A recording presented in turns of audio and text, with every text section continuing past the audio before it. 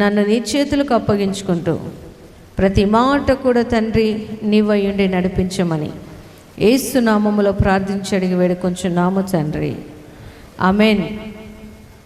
ఇక్కడ మనము యోబు గారిని గురించి చూస్తూ ఉన్నప్పుడు ముగ్గురు వ్యక్తులు యోబు గారి గురించి అనుకుంటూ ఉన్నారు. ఆయన తన దృష్టికి తాను నీతిమంతుడై ఉన్నాడని ఆ ముగ్గురు మనుషులు గమనించారంట. హల్లెలూయా.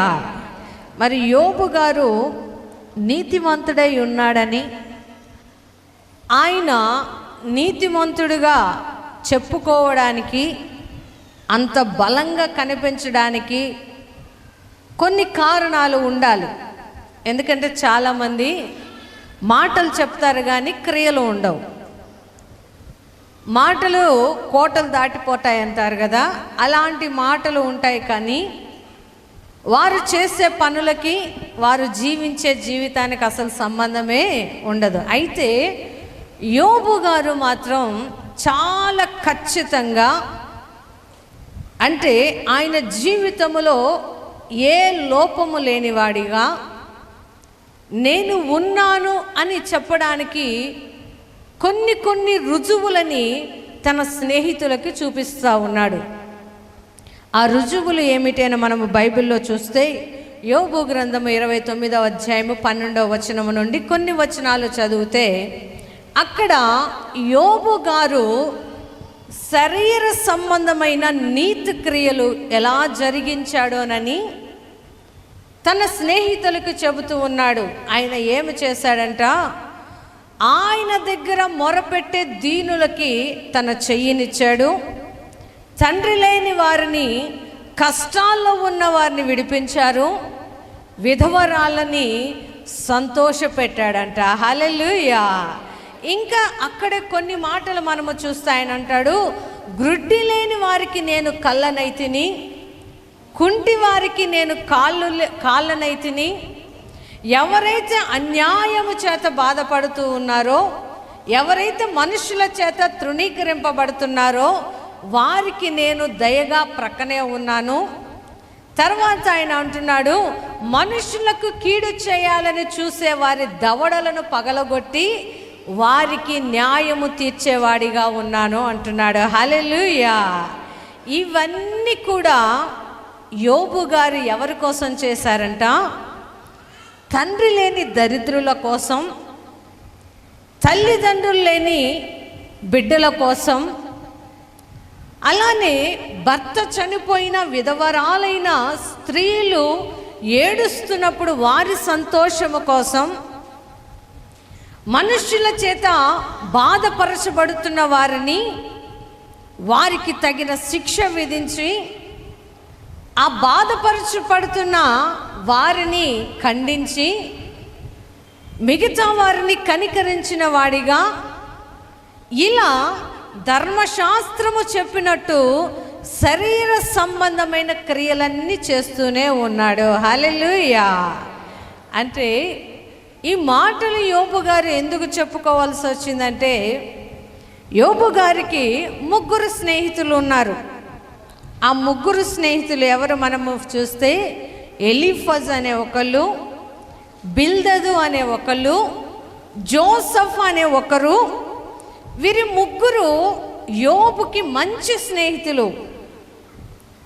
ఆయన కుటుంబంలో ఏ కార్యము జరిగినా కూడా ఆయన దగ్గరికి వెళ్ళి ఆయనతో మాట్లాడి, అది ప్రేమ ఆప్యాయతలైన, కష్ట నష్టమైన ఏదైనా కూడా పంచుకోగలిగిన అతి ముఖ్యమైన ముగ్గురు స్నేహితులు యోబుకున్నారు. అయితే ఈ యోబుని కష్టములో ఉన్నాడని, బిడ్డలు చనిపోయారని, ఆయన ఆస్తంతా పోయింది అని మనుషులు మాట్లాడుకుంటున్నప్పుడు వీరు విని యోబును ఓదార్చడానికి వెళ్ళారంట. ఓదార్చడానికి వెళ్ళిన వాళ్ళు ఏం చేస్తున్నారంట, యోబును చూసి ఆయనకు కలిగిన హీనమైన దశ, దీన దశ కాదండి, హీనమైన దశ చూసి ఆ ముగ్గురు స్నేహితుడు బట్టలు చింపుకొని రోడ్డు మీద ఎలుగెత్తి ప్రార్థించడము, కేకలు వేయడం ప్రారంభించారంట. ఏమని ప్రారంభించారు వాళ్ళంటే, యోబుని ఆశీర్వదించయ్యా అని ప్రార్థించలేదు, యోబుని తిరిగి కనికరించయ్యా అని ప్రార్థించలేదు, యోబుని ఓదార్చయ్యా అని ప్రార్థించలేదు. ఈ ముగ్గురు స్నేహితులు ఏమని ప్రార్థన చేస్తున్నారంట, యోబు నిమిత్తము, ఇతను నీ నిమిత్తము ఏదైనా దోషము చేశాడేమో, అతనికే తెలియకుండా ఏదైనా పాపము చేశాడేమో,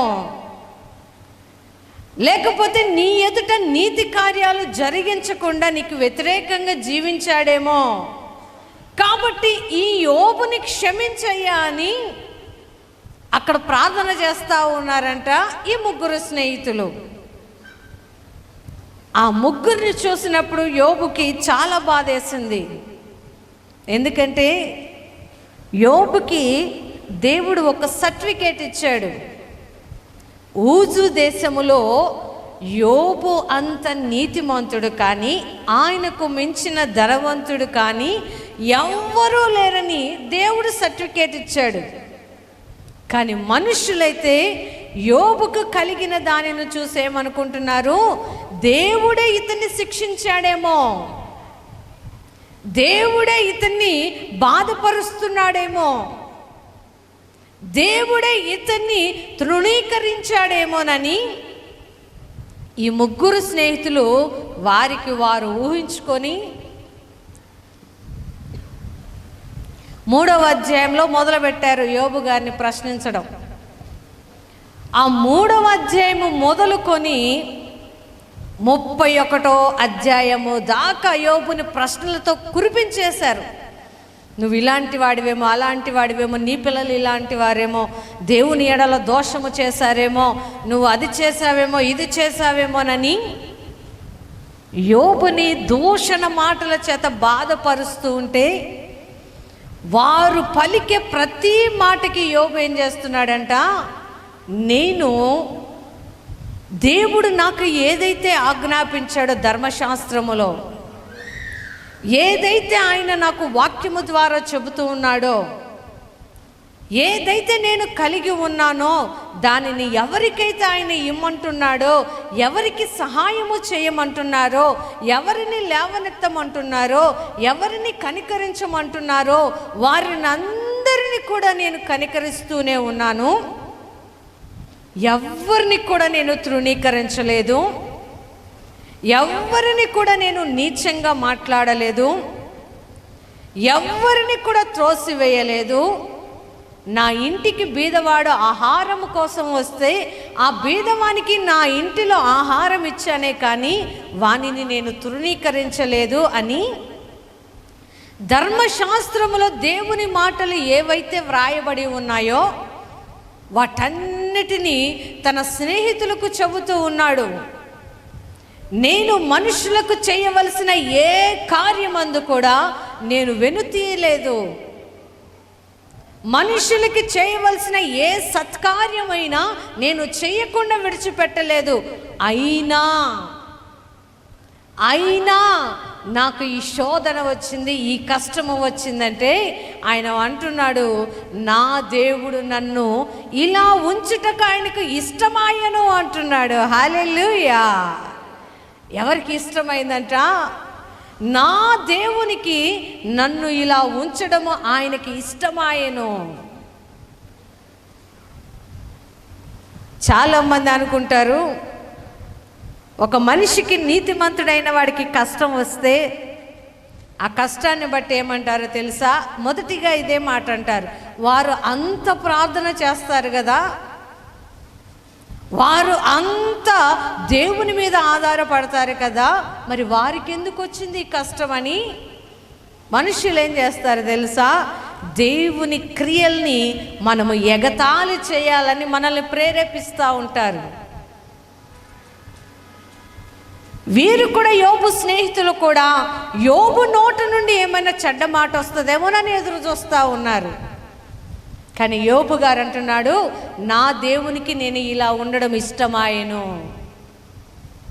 నేను నా తల్లి గర్భములో ఎలా ఉన్నానో, ఎలా పుట్టానో, ఎలా వెళ్ళిపోవాలనేది ఆయన ఇష్టము. నేను ఇలాంటి స్థితికి రావడానికి నేను ఏ తప్పిదము చేయలేదు అని తన స్నేహితులకి సమాధానము చెబుతున్నప్పుడు వారు అనుకున్నారంట ఈ మాట, యోబు తన దృష్టికి తానే నీతిమంతుడు అనుకుంటున్నాడు కాబట్టి ఇంకా మనం మాట్లాడకూడదు అనుకుంటున్నారు. హల్లెలూయా. అందుకని అప్పుడప్పుడు మనం చేసిన మంచి పనులు ఏం చేయాలి, గుర్తుపెట్టుకోవాలి. మనుషులు మర్చిపోతారేమో కానీ చేసిన మనం మర్చిపోకూడదు. యోబు కూడా తన చేసిన సహాయమును ఎవరికైతే చేశాడో, ఎవరినైతే కనికరించాడో వారందరూ లిస్టు పెట్టుకున్నాడు.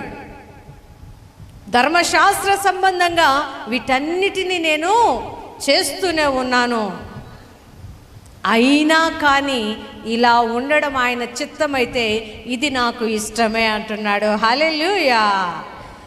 యోబు జీవితంలో మొదటిగా శరీర సంబంధమైన క్రియలు చేస్తూ ఉన్నాడు.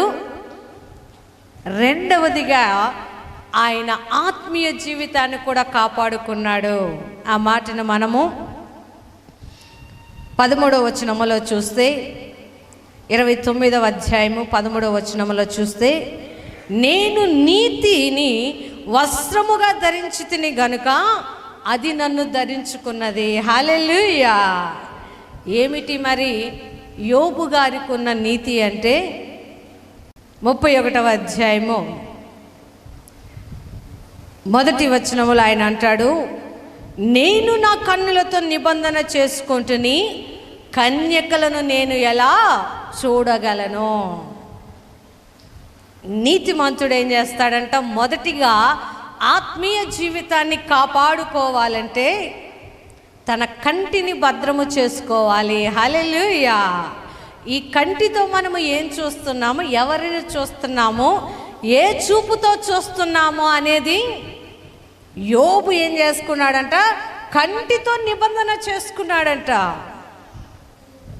వేరే స్త్రీని, పరాయి స్త్రీని, తన కుటుంబము కాని వారిని నేను ఎలాగూ చూడగలుగుతాను? నేను నా కంటితో నిబంధన చేసుకొని దానిని నాకు వస్త్రంగా తొడుక్కున్నాను ఆయన నీతిని. యేసు ప్రభు నీతి ఏమిటంట, ఒక పురుషునికి ఒకతే భార్య. ఆదాముకు ఒకతే భార్య హవ్వమ్మ. తర్వాత వాళ్ళు చనిపోయిన తర్వాత వాళ్ళు వివాహం చేసుకున్నారేమో కానీ ఆదాముకి దేవుడు ఏర్పాటు చేసిన స్త్రీ ఒక్కతే హవ్వ. ఆ నీతికి కట్టుబడి ఉన్నాడు యోబు. ఆ నీతికి కట్టుబడి ఉండి తనకేం చేసుకున్నాడంట, ఆయన నీతిని వస్త్రంగా ఎప్పుడైతే ధరించుకున్నాడో అది ఆయనను కాపాడుతూ ఉన్నది. హల్లెలూయా. ఎందుకంటే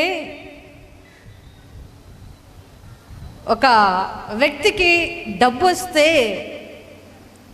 వారికి వచ్చే చెడ్డ అలవాట్లలో స్త్రీ కూడా ఒక అలవాటే, చెడ్డ అలవాటు. కానీ యోబు గారికి ఏముందంట, దేవుని నీతి ఆయనకు ఉంది కాబట్టి ఆయన కళ్ళతో నిబంధన చేసుకున్నాడు. ఈరోజు ఇంటిని నడిపించే యజమాని కూడా యోబులాగా దేవుని నీతిని వస్త్రంగా ధరించుకోవాలి. దేవుని నీతి కానిది ఏది మన ఇంటిలోకి వచ్చినా, దేవుని నీతి కానిది ఏది మన గృహాల్లోకి వచ్చినా, దేవుని నీతి కానిది ఏది మన కంటి ముందు ఉన్నా అది మన కుటుంబానికి శాపమే, అది మన జీవితానికి శాపమే. దేవుని ముందు నీతిమంతుడిగా కనబడిన యోబు మనుషులకు మాత్రం నీతిమంతుడిగా కనబడలేదంట. మనుషులకు మాత్రం మంచివాడిగా కనబడలేదు ఈ యోబు. అందుకే ఆయన అంటున్నాడు, నేను నా కళ్ళతో నిబంధన చేసుకున్నా, నేను నా ఆత్మీయ స్థితిలో నుండి, నా నీతిలో నుండి కూడా నేను పక్కకి జారిపోలేదు. నాకు దేవుడిచ్చిన భార్య బిడ్డలతోటి నేను సంతుష్టిగా ఉన్నాను.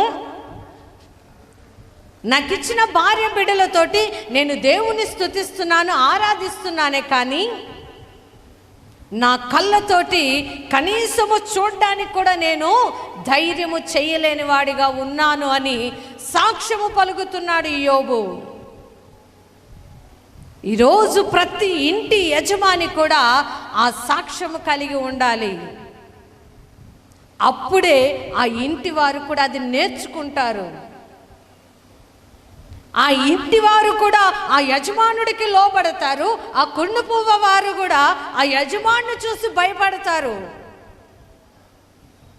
చాలామంది పురుషులు కొంతమందిని చూస్తే రోడ్డు మీద పోయి ఆడవాళ్ళని చూసి ఏం చేస్తారంటే ఎగతాళి చేస్తూ ఉంటారు స్త్రీలను.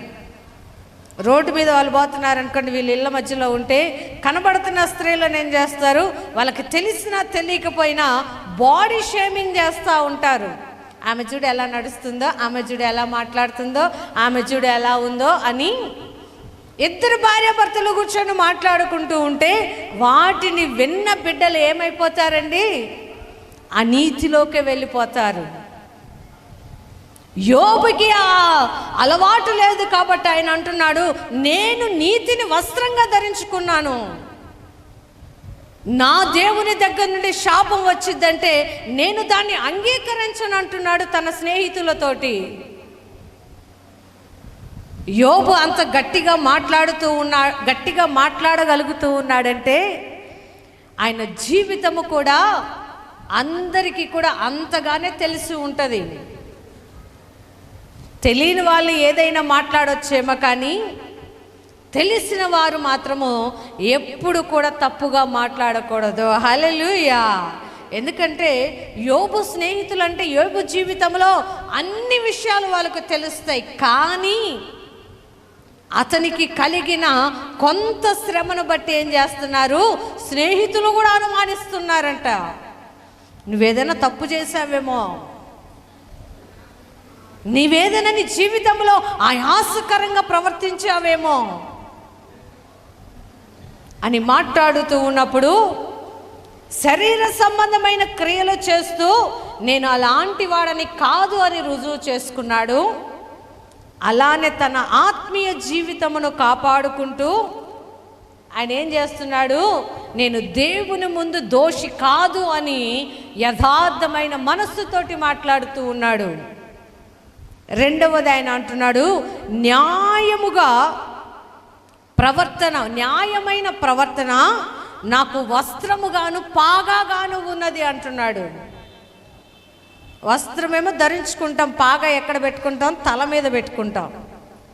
పెద్దవాళ్ళు పొలాలలో పనిచేసే వాళ్ళు ఏం చేస్తారు, తలకి పాగా కడతారు. పాగా అనేది శరీర సంబంధంగా వాళ్ళకి ఎండ తగలకుండానో కష్టం రాకుండానో మంచిది. కానీ ఇది ఆత్మీయ సంబంధంగా చూస్తే తలంపులు పరిశుద్ధపరచబడతా ఉంటాయి. హల్లెలూయా. ఆయన ఏం చేస్తాడంటే న్యాయమును తన మనస్సులో పెట్టుకున్నాడంట. ఆయన చాలామంది న్యాయంగా మాట్లాడరండి, పురుషులు అన్యాయంగా మాట్లాడుతూ ఉంటారు. కానీ యోబు అంటే ఎవరి పక్షాన ఉన్నాడంట, నలిగిపోయిన వారికి న్యాయమును చేసేవాడిగా ఉన్నాడంట. శ్రమ పెట్టబడుతున్న వారి దగ్గర నుండి వాడి దవడ పళ్ళు కూడా ఊడగొట్టి శ్రమల్లో ఉన్న వారిని న్యాయంగా విడిపిస్తూ ఉన్నాడంట.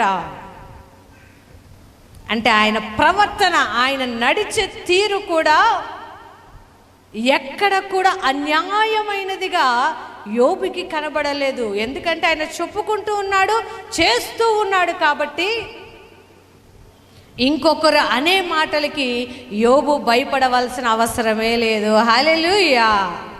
ఈరోజు కుటుంబపు యజమాని శరీర సంబంధమైన క్రియలతో పాటు ఆత్మ సంబంధమైన ప్రవర్తన కలిగి ఉంటే ఆ కుటుంబంలో దేవుడు వారు అడిగిన వాటిని అన్నిటినీ కూడా ఇస్తాడంట. హల్లెలూయా. యోబు గారు మాట్లాడుతూ ఆయన హృదయములో ఉన్న ఒక కోరికను తన ఫ్రెండ్స్కి చెప్పాడు. ఏమని చెప్పాడని మనము బైబిల్లో చూసినప్పుడు యోబు గ్రంథము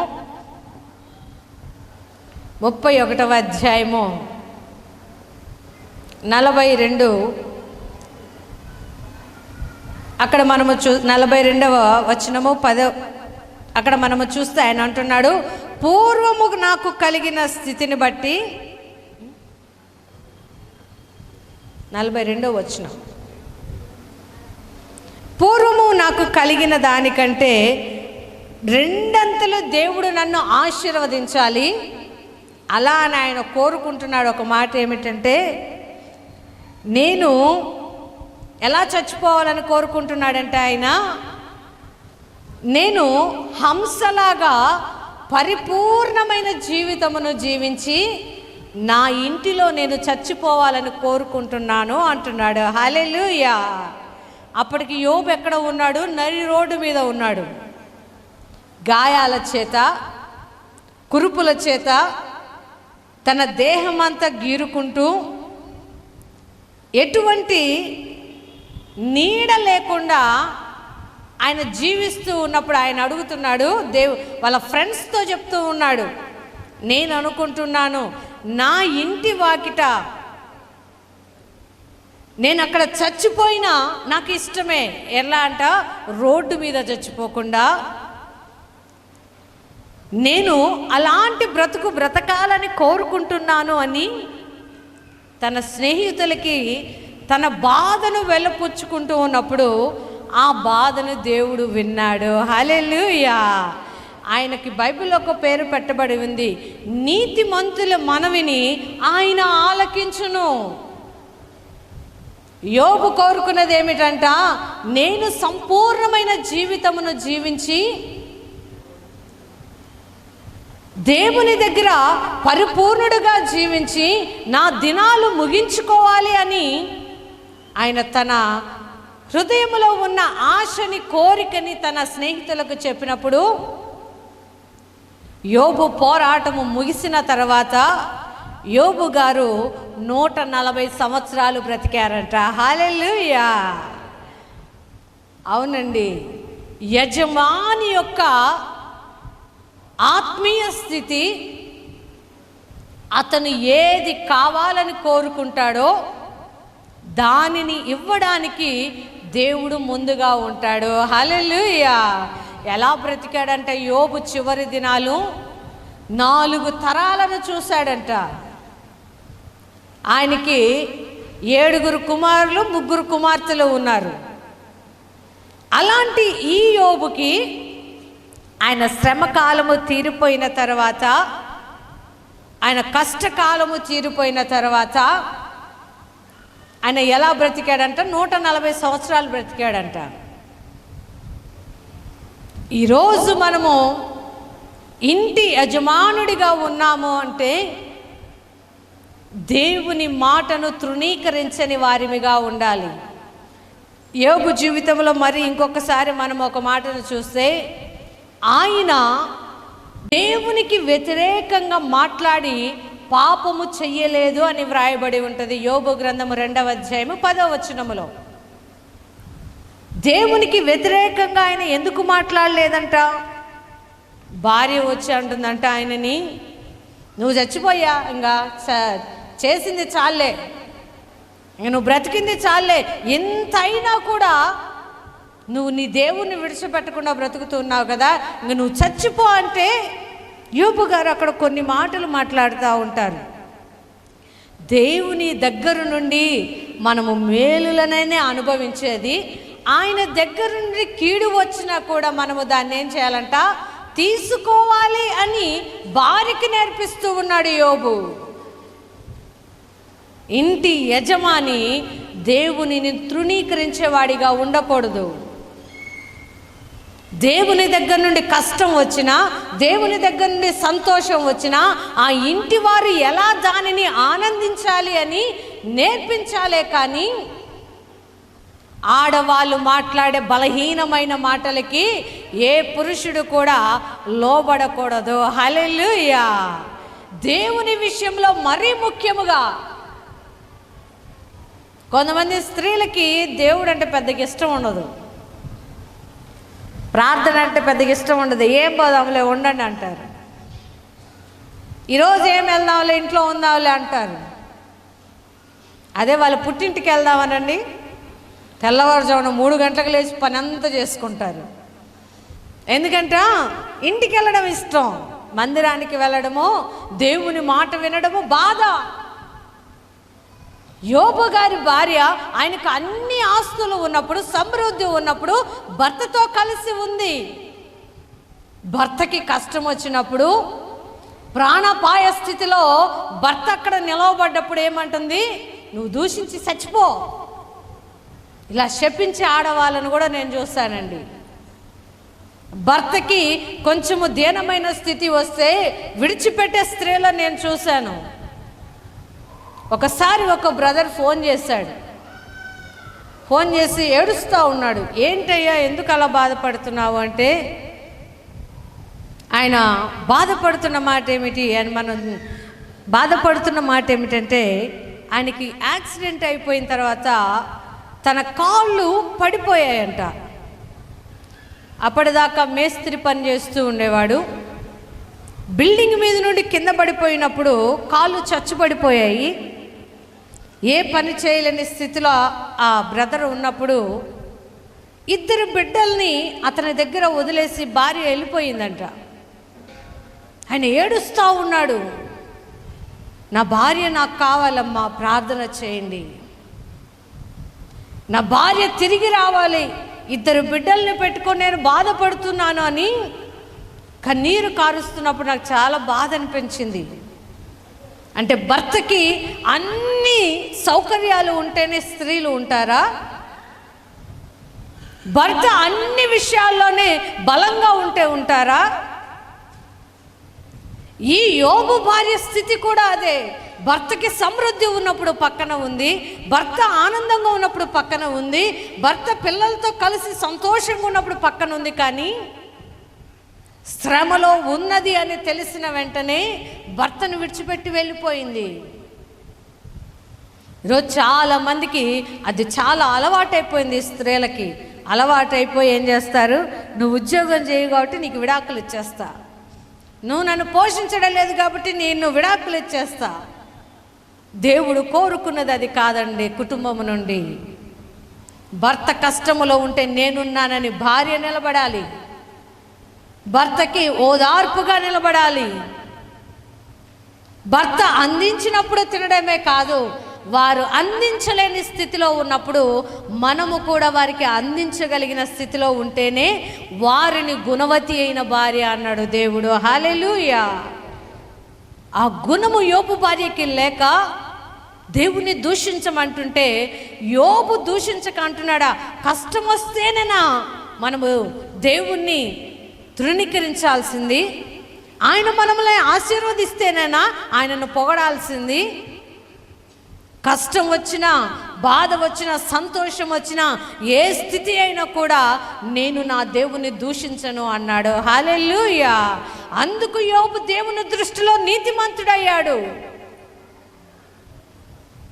అప్పటిదాకా కుటుంబపు వారు చేస్తున్న ఏదన్నా తప్పిదాల నిమిత్తము బలులు అర్పిస్తూ దేవుని దగ్గర నీతిమంతుడుగా ఉంటే, తన జీవితంలో కలిగిన శ్రమలో, కష్టములో నిలవబడి దేవుని దూషించకుండా, పాపము చేయకుండా ఎప్పుడైతే తను నీతి కలిగి నిలవబడ్డాడో, దేవుని దృష్టిలో యోబుకి ఇంకా 2 నీతిని అనుగ్రహించి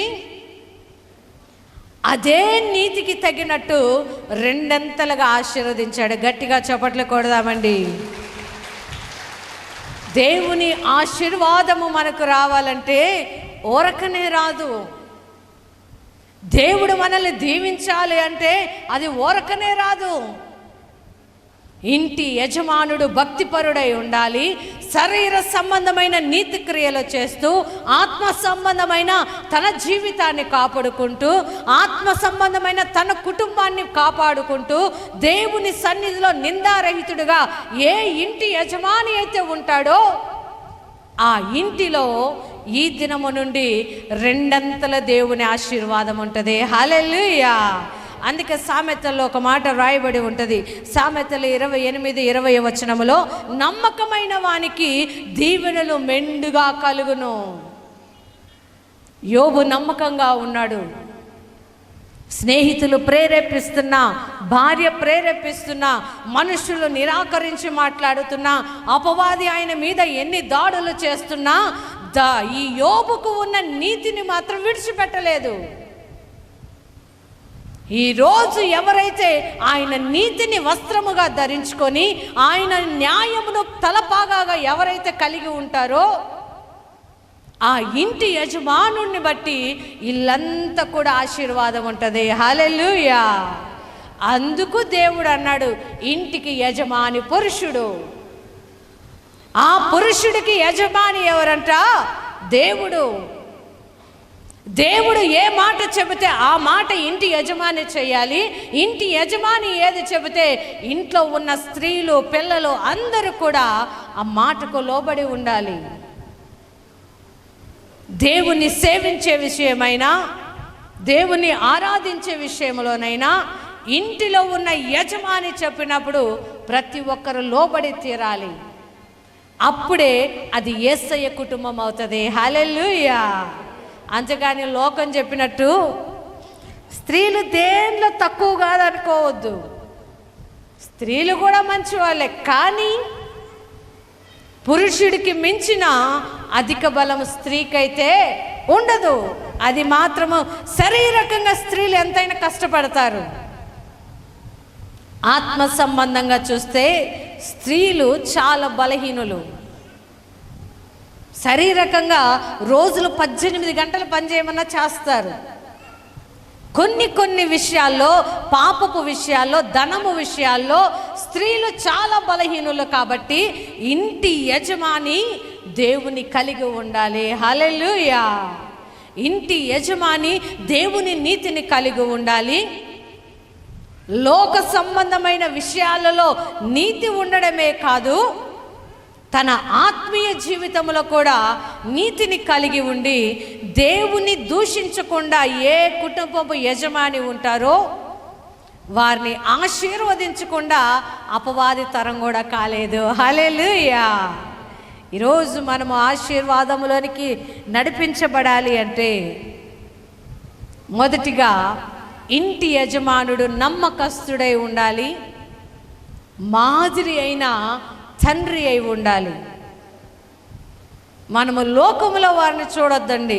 ఆ ఇంట్లో మనిషి తాగొచ్చి కొడుతున్న వాళ్ళ భార్య లోబడి ఉంది, నువ్వెందుకు అలా ఉన్నావని పక్కన వాళ్ళని చూసి మాట్లాడకూడదు. మనం చాలామంది పక్కన వాళ్ళని చూసి నువ్వే మేలుగా ఉన్నావంటారు. మనం ఆ పక్కన ఈ పక్కన కాదు చూడాల్సింది. వాక్యములో దేవుడు మనకి ఏం నేర్పిస్తూ ఉన్నాడు, వాక్యములో ఉన్న వారి ద్వారా మనకి ఏమి నేర్పించాలని దేవుడు కోరుకుంటున్నాడు అని ఎవరైతే వాక్యాన్ని పట్టుకుంటారో మనుషులను చూడరు. హల్లెలూయా. మనుషులను చూస్తున్నారంటే వారికి వాక్యం తెలియదని అర్థం.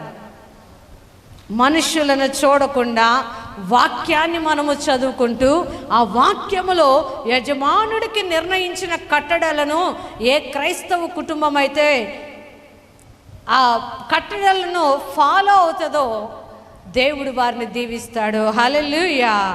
అట్టి కృపను దేవుడు మనకు దయచేయునుగాక. ఆమేన్.